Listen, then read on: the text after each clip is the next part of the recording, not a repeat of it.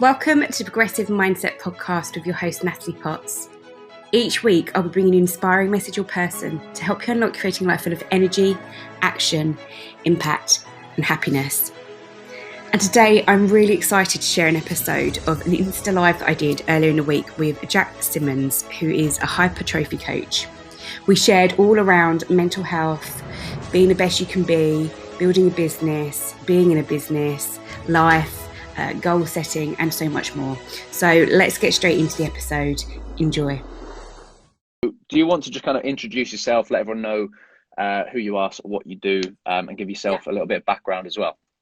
Yeah, so I'm a business coach. I do performance coaching in terms of life. Business coaching is kind of the thing that's found me a little bit the last year or so. And then lots of kind of coaching around relationships as well, because all of those areas of our life obviously impact. So it's kind of drawn me from starting with looking at confidence and mindset to actually that's kind of one area of a skill base that is vast of what I've got. So I've come from a very corporate background in terms of leading high performance teams, so I do continue to work and mentor people around leadership and corporate as well. So yeah, that's kind of how it's evolved. I have a love for fitness, I have a passion for mental health, and I kind of try and draw, although I'm trying to work on just doing one thing, I draw all of those into all of my coaching if I can do, in terms of working with clients on lots of different areas. Because if you find you focus on one where it's life or business, at some point it will come back to the purpose, or it will come back to the, what's our identity, who are we, the procrastination, the mindset, the mental health, all of that comes into play at some point. Yeah, so I think they all have like a role to play on each other as well. Like you notice it, especially with fitness, if something else is out of whack, it'll kind of push you off target somewhere else. So I think that kind of plays really like, sort of they all intertwine quite deeply, and you may not even notice it until you sort of start to look into things quite a lot more. What have you noticed since, obviously we've had a few lockdowns? I know you've done a little bit of kind of you were sort of talking to people who are having mental health issues at different points. What have you noticed since kind of before lockdown and then up to now has been like the biggest change and the biggest problem that has maybe come up for people during lockdown? Yeah, so the biggest challenge at the moment, so I volunteer for Shout Mental Health, and I've done that for over a year now, and it's so rewarding. It's an amazing thing to do, and I think the biggest thing I've noticed on there is that people are very there was a lot of anxiety probably at my time and the beginning of the year, and uncertainty was a big word, kind of not knowing as well, and that's just really gone into a lot of loneliness now. And I know that was a big thing with, I was working for business over Christmas, and it was all around how do we support colleagues going through a time at Christmas where they may be on their own. So really looking at what that looks like for people, and what it actually means to be lonely, and that, you can reach out to people. And I think there's lots of things that we can do that are in our control. And I often think that's a big thing. I know it's an area that I work on just for my development, if I'm being transparent, is those levels of control. And for a lot of people, this last 10 months has felt out of our control. And that's really hard for people that have had structure, which is often something that we like. We've going to the gym every day. We're very probably routine. We get up, we do probably the same things each morning, work, etc. But we focus on then the gym and everything as well. So and I know that from my own experience that do fitness shoots and stuff, you get very stuck on have I drunk this amount of water, have I gone to the gym today, what's my rest day. The routine and structure is so key. So I think that's been a major thing for people is how can you create that routine and structure and notice people around you within this time as well. Yeah, I think the sort of structure and the routine, like you're saying, it's one of those things that's really, really important for definitely. I think mental health, people overlook it as something that's very important, and sort of structure and routine can give your day that kind of, okay, I'm doing this, and this. And if you don't have that, it's kind of like you sort of go to do one task and then you feel a bit lost and you're like, well, okay, I'll go and eat some food. And then you've not really got a clear path throughout the day. And that adds to all that sort of uncertainty you're talking about, especially right now during, the lockdown we've got on. And we don't really know how long this is going to last. I think that's where a lot of the uncertainty stems from. And that I can understand why that would give someone sort of anxiety, and how that could definitely sort of impact someone's, especially mental health and sort of motivation to even do things, because they think, well, how long is this going to last? Is there any point in actually sort of put any effort into sort of doing anything at the moment? I suppose what would be really good as well is how, if someone wanted to contact the organization you work for, Yeah. if they had any issues, how would they do that? How would they go about that? So shout is amazing. You just literally text shout to 85258, and it would be the likes of myself. I'm on my laptop, but you would literally just text some free service, and you just do shout, and then somebody obviously then starts talking in terms of, hi, thanks for reaching out. How, what's on your mind today? So yeah, and then that kind of stems into a conversation for about 45 minutes tops, dependent on a scenario. This isn't therapy or counselling service. It is a service that is in the moment of people that really need that support. So often you can have people that are really thinking some thoughts that you really need to support them with, of which you then kind of would either do a ladder down process to the next steps they need to do, or you would get out, make sure that the right people are going to be there to support them within that kind of time frame. So yeah, it's an assessment as well, but yeah, you just literally text to us on that. Right, brilliant. So I think let's try get into it today and go over kind of motivation and discipline. So obviously you've got your interest in fitness, training, all that sort of stuff. So I thought a good topic to start off with would be motivation versus discipline, because I think, especially I know you are very interested in this sort of thing, and we could touch on this in a little bit. But give us your rundown on what your kind of, how you differentiate motivation and discipline, and maybe just your general thoughts around it to start off with. Yeah, I think motivation is, what gets you going, and the discipline is what keeps you going and keeps you doing that. And motivation is, you're not always going to feel motivated. I feel motivated to go for a run this morning, but I knew it was what I wanted. And it's that discipline kicking in of my why, how I'm going to feel after, what the benefits are for me, how it serves me. So I think that discipline is around your real drive for something and doing it consistently, and that you're putting discipline is about putting yourself into out of the comfort zone, and doing something that's a little bit beyond. And I think the biggest thing for me with discipline is that consistency part, is that you will do it. It's not, it's like motivation could be if I'm motivated, I feel like I'll do it. And discipline of, it isn't an option for me. I will be doing it. I will be disciplined to start on time every single day. So that's probably a difference. What are your thoughts? I know we've discussed it a lot and we read a lot about material. So I think that's a very similar sort of point of view around the difference between the two, and there's that sort of very famous quote that motivation is bullshit and discipline is what keeps you going. I think that's so true. It's kind of like discipline's almost like I almost treat it as a muscle. Like if you don't sort of exercise that discipline, it's going to sort of waver and fault and come off a little bit. So I think it's really important to get on top of, and it isn't easy to start with. It's like anything. It's like if you're starting out in fitness, it's going to be hard. That first gym session, that first run, that first day eating sort of good foods is going to be very difficult to do. So I think when you're trying to start things out, that can be almost its own task in itself. So starting small can help you get going and stuff. Like you were saying as well, you're not always going to feel motivated. And something myself and Will spoke about the other day was this kind of motivation, result, action kind of wheel. And a lot of people will look for motivation to take action, to see results, and then when they get the result, they're hoping they'll be motivated to take more action. And actually, as soon as you're not motivated, because we know motivation isn't there every day. I'm not very motivated to go work out after this, but I'm going to go and do it. Because if you don't really, you've just got to be consistent and get things done. So that's not there. You don't take the action, you don't get the results. So the best way to approach it is always just take the action regardless of how you feel. And then you will see results after a while, and that will keep you motivated. And then that's a lot more sort of a healthier, I would say, approach to it, because it will kind of get the ball rolling a lot more, instead of you relying on the motivation, which we all know isn't always going to be there. And that is kind of where discipline is. It's taking the action, even though you may not want to do it. So I think that's a massive one. And obviously, you're a big fan of Jocko Willink. You listened to his podcast, have you read any of his books? Yeah, I've got his is it Discipline Equals Freedom? Yeah, it's a good one. And I I love think it. he's got a few actually. Huh? Yeah, I think he's got a couple. Yeah. Yeah, I love it because it's kind of the inserts as well. So it's not something you have to read all the time. You can just read snippets each day type thing. Yeah. Or if you want to be, I even like that sometimes. I've learned that last kind of few weeks that just going and reading a book just for 10 minutes or something, or just actually, I want to just find out about this and then going and finding a book and just reading a couple of pages out of it and then seeing what you take from it. So you can definitely do it with your stuff. And I think he's his passion is phenomenal. And Yeah. I think that when I'm reading a book actually at the moment, what's it called?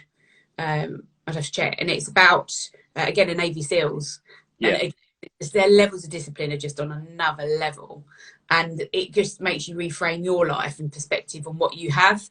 Yeah. And like today, like, I was like, I got from my run, I was freezing cold, I was wet as anything, and all of that. And I thought, these woes are nothing compared to what these guys put them through or what people do in war Yeah. thing. And that gives you that perspective to think about that part of that, almost then get your motivation going. But to think that the reason why I do it is because of X, and yeah, those types of things. You need perspective is a real big thing, I think, in life. Yeah. I 100% agree with that, and I like that kind of approach to reading because I've got a similar rule for myself. Is it's like I call it the 10-minute rule, and Yeah, it's really good for anyone who ever sort of doesn't doesn't always want to do something. It's just go. You can even make it shorter if you wanted to, and it's all about just kind of getting over that first hurdle, because the hardest part is always starting. Once you've actually got yeah, into something, it's not difficult. So do something for 3 minutes, 5 minutes, 10 minutes, and if you don't want to continue afterwards, that's fine. Just walk away. There's no guilt in it. But generally, what you find is if you actually just do something for 5 minutes or a couple of minutes, it's just that case of getting started. It's the same a lot when I do my university work. yeah, It's just opening the document and sort of start reading. And if I can do 3 minutes of that, I start to get into the flow of things, and then it actually kind of flows from there, and it's a lot easier. So using that sort of 5 minute rule, 10 minute rule, just to get the ball rolling is mm, usually what you need to do. Um, and again, that plays back to the whole sort of discipline. Is sometimes it's just start and just get the ball rolling, and it will carry on from there. Um, you've got to also, a lot of the work I do with business people is around the steps there. And I know that yeah, myself, and you can adapt this to anything, if it's your fitness, your nutrition, whatever. It is about taking small steps to big action. And people dream big, that's brilliant. You need to have a big vision and a goal. You do have to have that focus, but you have to break it down. So when I yeah, start a client and they say, and I think with myself doing fitness stuff, 9 months time I want to, be in cover model shape type thing.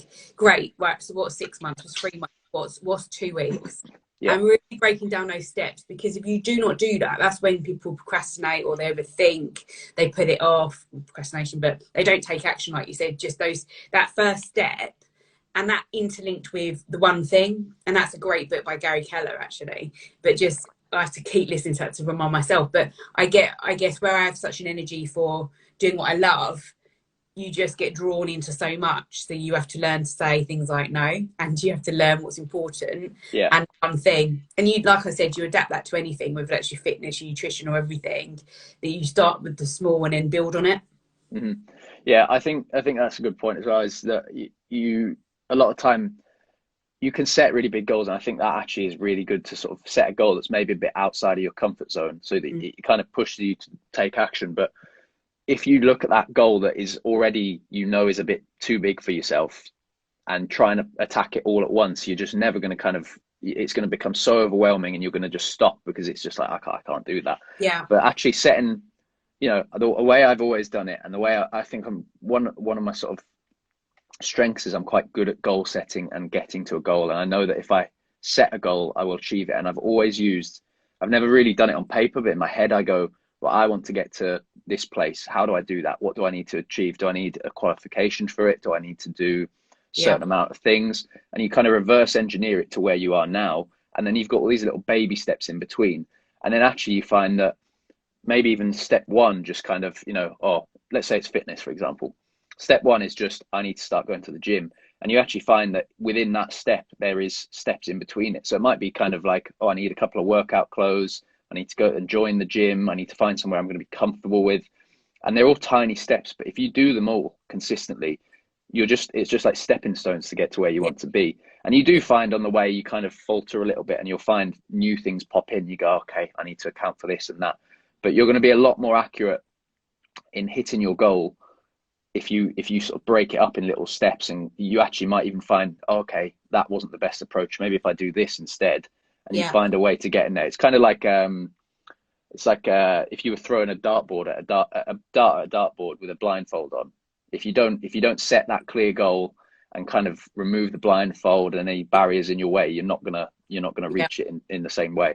So I think that's a really good one for kind of motivation, discipline. Is there any sort of books because obviously you're a big reader, is there any books you would recommend to anyone who is maybe just starting out, wants to be a bit more disciplined, a bit more organized, etc.? Yeah. So Gary Keller's One Thing is definitely one, because that's a good one. So much. I think I took a lot from Brendan Burchard's book, The 7 Habits. Yep. That's a great one. I've got so many books and I read. I think one of my favourites is The Obstacle is the Way, Ryan Holiday. Because I love, again, that links back. So Stoic idea is that it's about perception, action and will. So again, the perspective you have in life, taking action, and then you're kind of the will for that. And that, like we just said, it's a discipline. So, and then again, interlinked with that is control. So that's great. I read the Daily Stoic every single day. I've done that for the last 4 years. It's amazing. I've literally just got that, actually. Have you? Is it the Ryan Holiday? Is that the one? Yeah, I get so excited people have it. Like, literally. I've bought so many people, because I just think, again, it's like little inserts every day. And often what you find is a little bit however much you take from the law of attraction's up to you. That there is points in that there's something will happen in my day, and I think, oh, but that was the point that was in my book this morning, and things like that. So yeah, I think that's a great one. What else is there? I've just listened at the moment to the Audible from Lewis Howes, The Mask of Masculinity. Okay, I've never heard of that one. What's that one about? So this one's all about, so if you know Lewis Howes, kind of his background was an athlete, and now he's like a business coach, and he's very much again about kind of energy, finding your purpose and your passion in life, and kind of a bit of a few stories, trauma through his childhood. But the great thing about this was, and I recommended it to one of my friends who's a guy coach actually today, and said that this would be great to work with your clients on, who are mainly men, because it's very much about the ego and that face of that mask that people, that predominantly men, put on, and how that impacts relationships with women, but also the relationship they have with themselves, whether it's how they, men want to show up in business, life and everything. So yeah, I think it was then talking about a lot about going into the pain of the past. And that he would, an example of something he'd do is he often laughs about stuff, because that's like a cover of actually how he's feeling about things, and actually just move on to someone else. So when someone says, morning, how are you? You might always go, yeah, I'm really great, thanks. But actually you're not great. You just don't want to be vulnerable and transparent to people. I think that's a very British thing to do as well, isn't it? You just go, yeah, good, thanks. So move on. Even though it's, predominantly, like I said, thinking about the male figure, like there's definitely bits I was like, I can move forward with that. Yeah, I think there's some good recommendations there as well. 100%. Give me 2 seconds. My door's just gone. Go. So I think one of the things there that was really good that we've covered as well has, I think you can take a lot from, other people's learning. So maybe you've got books around you that are really important. Natalie's a big reader, so when you sort of take a book and sort of learn from it, you're basically learning from someone else's entire life, someone else's entire sort of, these people have been doing this their entire life, so they've written a book on it, and generally you can take some tips from that and learn maybe to avoid a mistake that they've made, or maybe learn from mistakes they've made and kind of adapt it to your situation. So I think they're always really good, is kind of taking points from books. You don't always have to agree 100% with a book. I think you kind of have to take every book you read with a pinch of salt anyway, just to make sure that you're not kind of, what's a good, like, almost like, so you don't get indoctrinated by it. I know some people who read books, and as soon as they do it, they're like, yeah, I'm doing this. Like, I know someone who's read the 5 a.m. Club, and fair enough if that sort of suits you and stuff, but they literally live their life to the T by someone else's words, and then they get a new book and then they live their life to that book. And it kind of, you have to kind of pick and choose what works for you and not kind of just follow someone else's voice, basically, I think. And I think, look, if you take that and put it onto business, it's exactly the same, isn't it? I see lots of people that seem to follow people or get hung up on every word they're saying, opposed to taking the learnings and implementing it for themselves in terms of what does it mean for them. Yeah. Granted, everything we take is from our coaches and our mentors often when we're working in business, but you do have to work out that and have that, like I said, like that's what's important to do, is kind of one of the areas of working with business people is becoming like your identity. Who are you? How do you show up? And I guess essentially a lot of this is leadership. And if you're running your own business, how you show up as your own CEO. And I have to think that in terms of then, like you said, going back to the discipline of your why you wake up every day and want to do it, where's your passion, and when do you start work every day, even if you don't want to, type thing. Yeah. How do you build on that? So like you can see, all of this actually just comes into one. I agree. I think that's a good point as well. You said something then and my mind's gone completely blank, and it was about mentor. Have you read the book by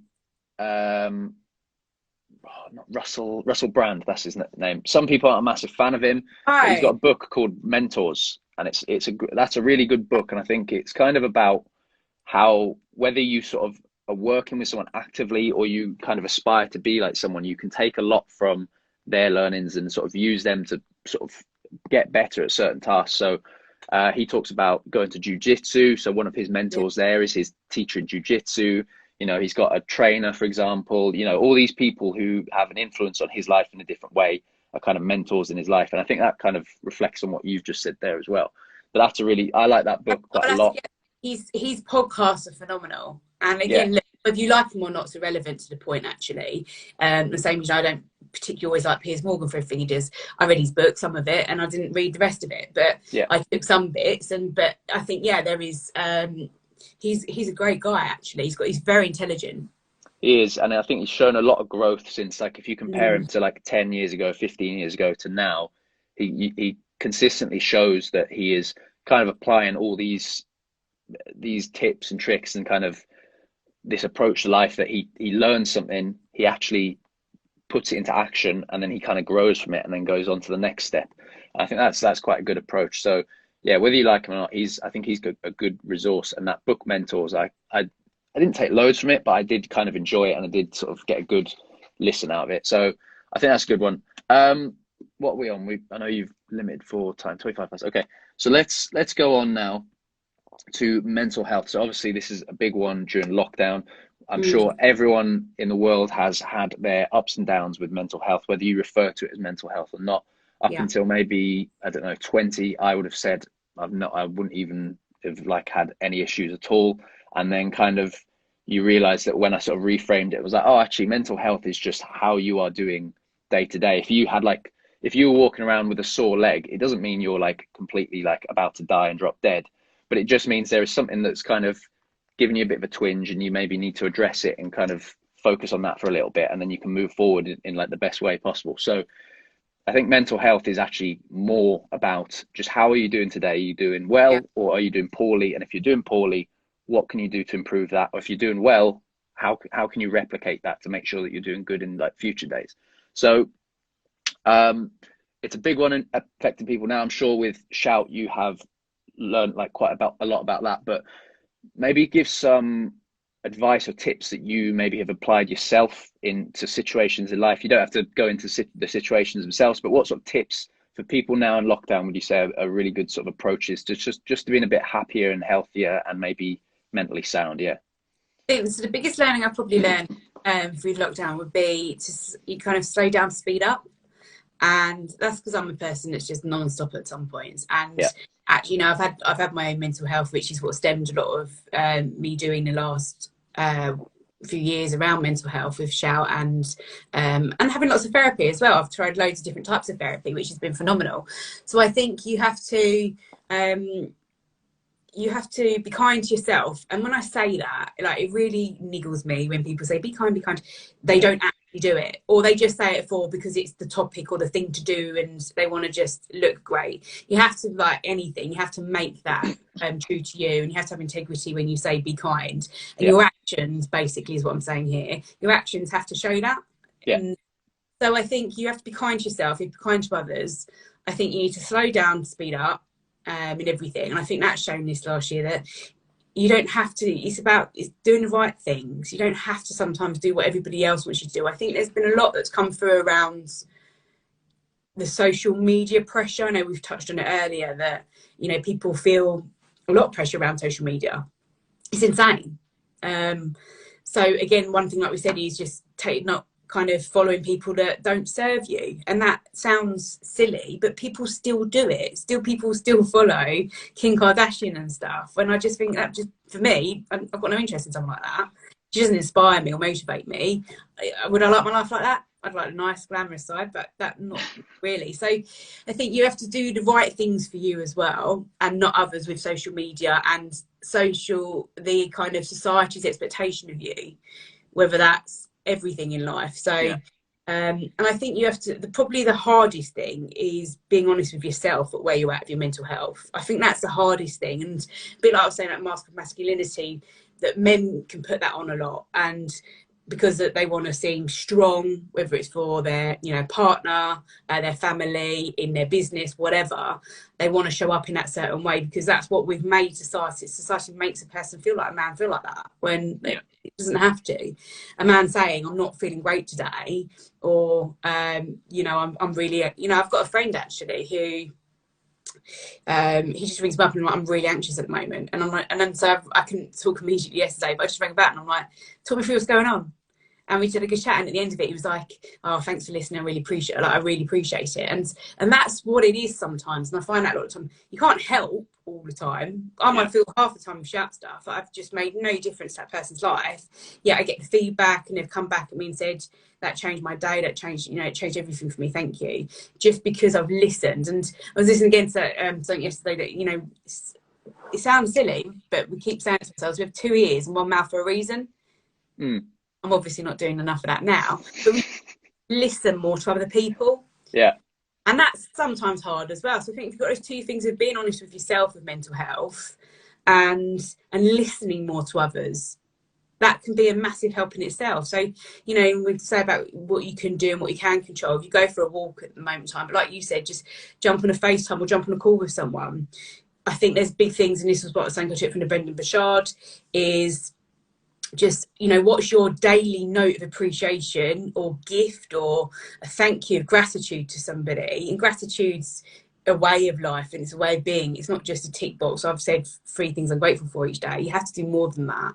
You have to live and breathe it almost, in terms of changing your perspective, that I woke up today and I'm really happy because I can get out, I can jump out of bed, because actually I felt quite good, and because I was warm. And they sound sometimes tiny, trivial things, but they aren't. They're bigger than that. There's people that don't have what we have, and you have to appreciate that. So I think those are probably the 2 biggest things: honest with yourself, and then listening more to others really can help with mental health. And I think, a third one then will probably be actually the people you surround yourself with, like we just touched on at the social media. But it is a massive, I think it's underestimated how much impact it can really have on someone, and whether those people are serving you and supporting you in life, believing in you. Why do you want someone that says, I was working with someone every week and she's like, oh, people say this about me, and it was almost like this kind of troll-like what they said. So why do we have to be like that with people? Why can't we generally be nice and want the best for someone else? And I don't look to people and think, oh, they've got what I've, you know, I haven't got that. Oh, it's easy for them, because it's not easy for anyone. Everybody will have certain things that they struggle with, and what they want to focus on and do. But I think you should have a great attitude where you want to help someone. I think that's what I love about what we do in coaching. Coaching, in essence, is moving from A to B, and you believe in that person. You want to empower them to be the best they can be. You want to show them that they can do it, and make them believe they can, so they take action and do it, and then that spurs on more development in whatever area of their life they want to do that in.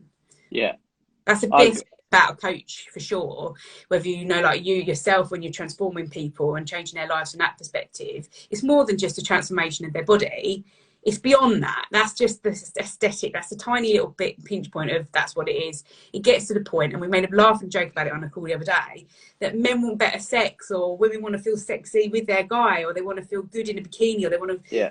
This one for me, like last year, I was like, I want to feel good walking around in loungewear and shit. You know, if I'm not going to be a body bikini, the real why people want something, they want to feel, you know, that they want to feel energy, they want to feel healthy.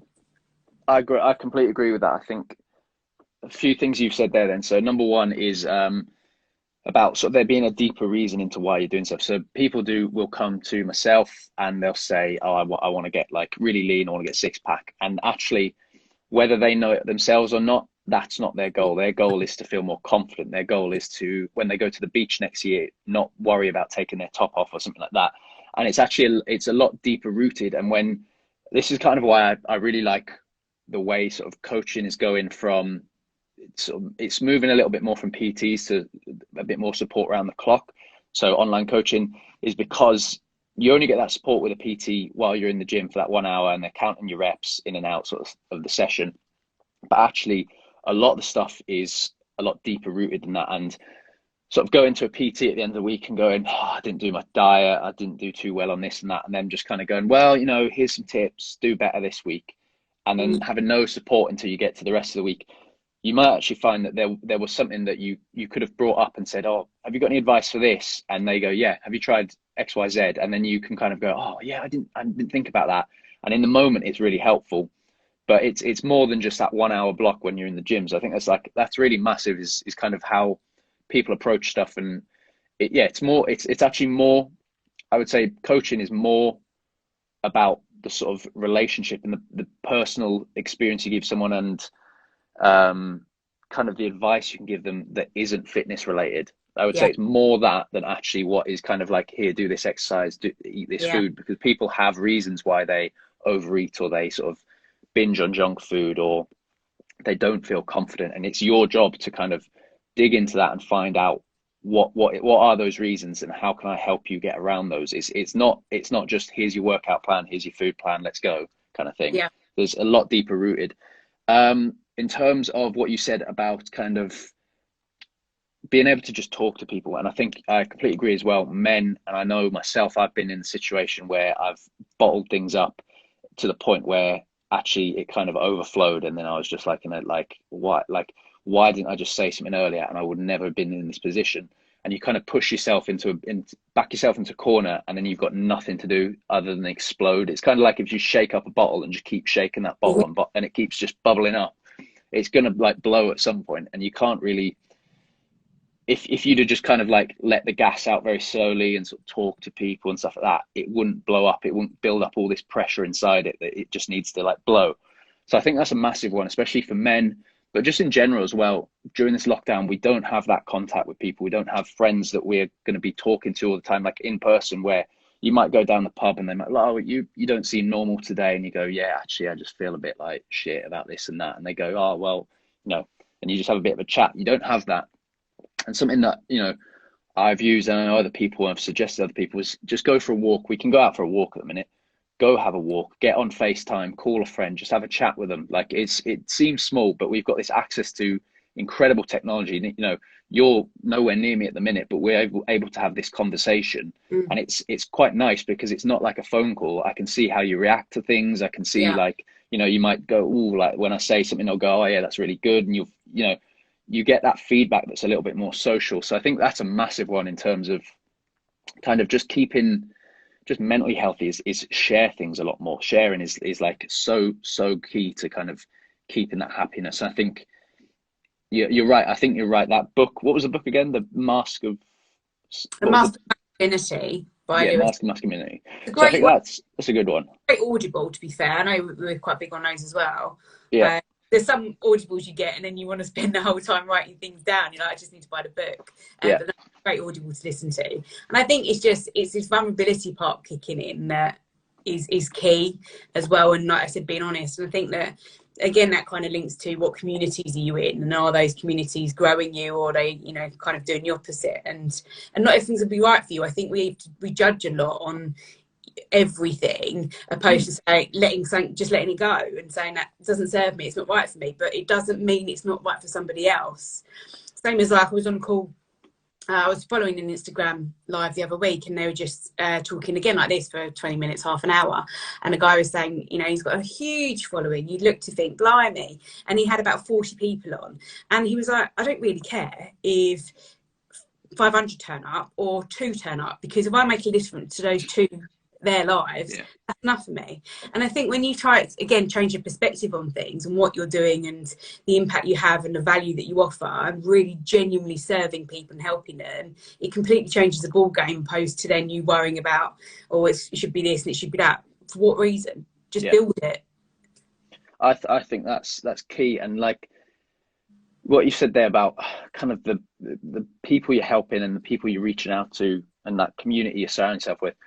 Now, especially more than ever, like, again, being locked down, half your community is kind of online. So if you're spending your time on your Instagram feed and it's just like, let's say it's a young woman who doesn't feel confident with their body image, and they're scrolling through Instagram and it's just supermodel, Kim Kardashian, it's going to get to you. You're going to be like, I bet you might even be training really hard, eating really well. And you're just like, why am I even bothering? Like, that person looks so much better than me, or at least your opinion is that they look so much better than you. And in reality, you don't sort of take anything away from it other than what that picture is. So they might have an eating disorder. They may be very unhappy with how they look because they've got the limelight on them 24/7. They have so much more pressure to look a certain way compared to you, so that you don't understand how they look. So when you just look at that one photo, you take quite a lot from it. But you don't understand how they feel as well. Like, they've constantly got to be in a certain way. They've got to look a certain way.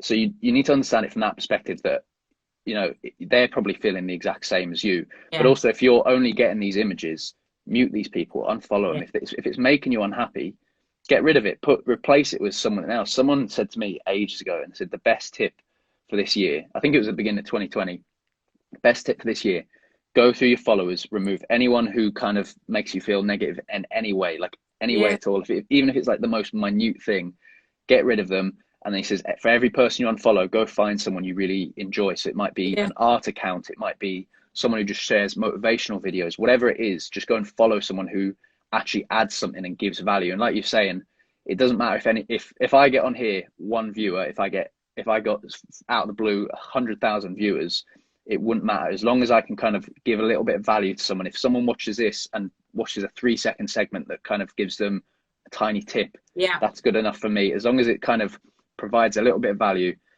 that's the number one goal. It doesn't really matter who it reaches. And taking that, it's again, and going back to the serving part, that if you have a perspective of life where you want to give to others and serve others, I think if you are of that person that thinks like that, like you just say, then you're, what am I getting from everything? You know, what will I take? What benefits it to me? Opposed to actually, what can I give? And that's why I'm saying it's really important just to think, like you just say, just let it go. Don't judge it. It's not for you. Done. Don't overthink about it. The amount of people that waste so much time and energy on stuff that doesn't work for them, opposed to actually, why don't you just invest that energy you've got in building the life that you want and creating that? I used to have a lot of relationships years ago in my life, and they were negative, and they were like, why'd you do the gym, and chill out and do all of this, and I just got to the point where I was like, I want to do it because I want to do it, not because you're telling me what I need to do. So I just, you know, kind of just thought, I just don't talk to those people anymore. I just don't. And I probably can count the amount of people, friends on my hand, like proper serious friends. I'm there for my friends and family, and I often think, like, if I really needed someone at a drop of a hat, would they be there for me? Then they're probably the people that I want in my life.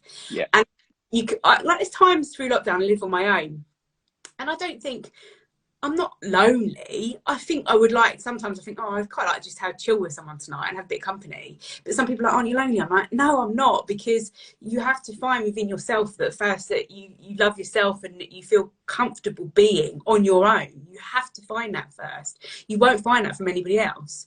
And we know all of this. We just don't either believe it or we don't make it true to us. So none of what we say is new. We just need to find out what's right for us and then build on that and go with it and stick to it.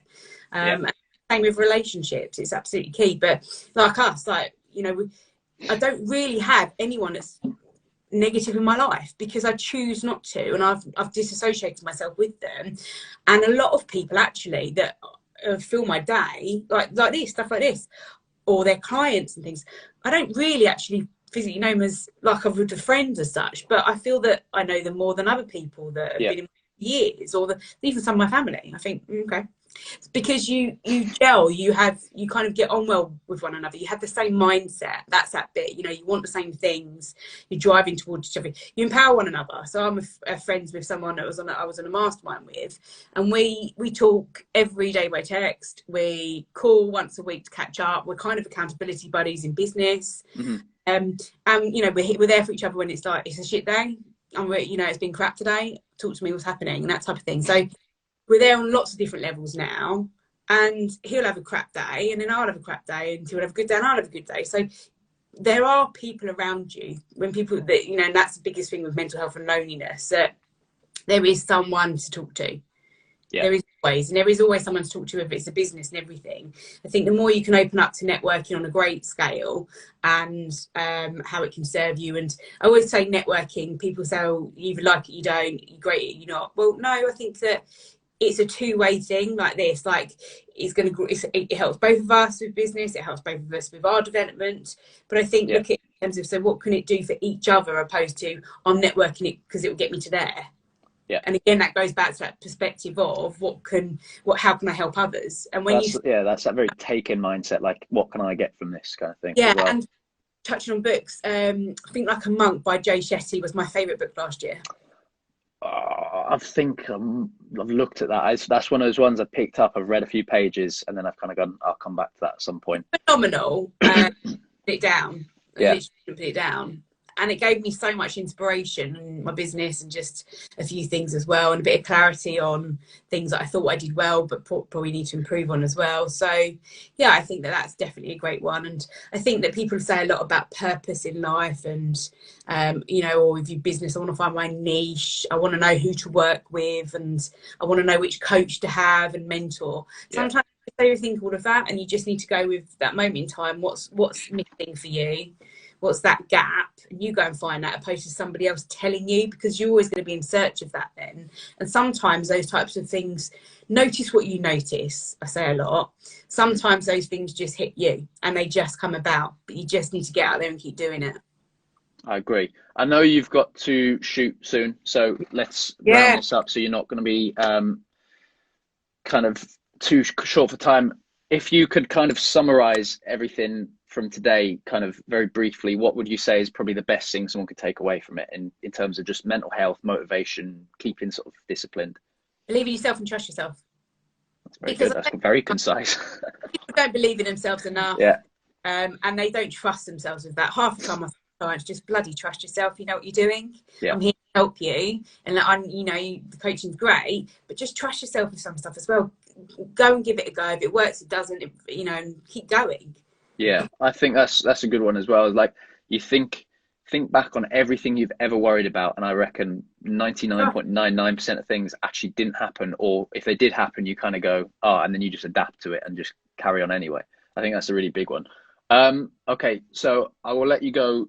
Can you just go over, so you got The One Thing by Gary Keller was one of your books that you recommended. The Obstacle is the Way, Ryan Holiday. Yeah. What was the other one? You had one more. Mask of, I keep forgetting what it's called. Yeah. And the Mask of Masculinity. Yeah, really good. Okay. Really. And if anyone wants to reach out to Shout, can you just let them very quickly know how they do that and what sort of you cover if they do need to? Yes. Any mental health that you're going through, whether it's thinking suicide thoughts, loneliness, anxiety, stress, financial stuff. They're not counselling or therapy. They're there to support you in a moment of time.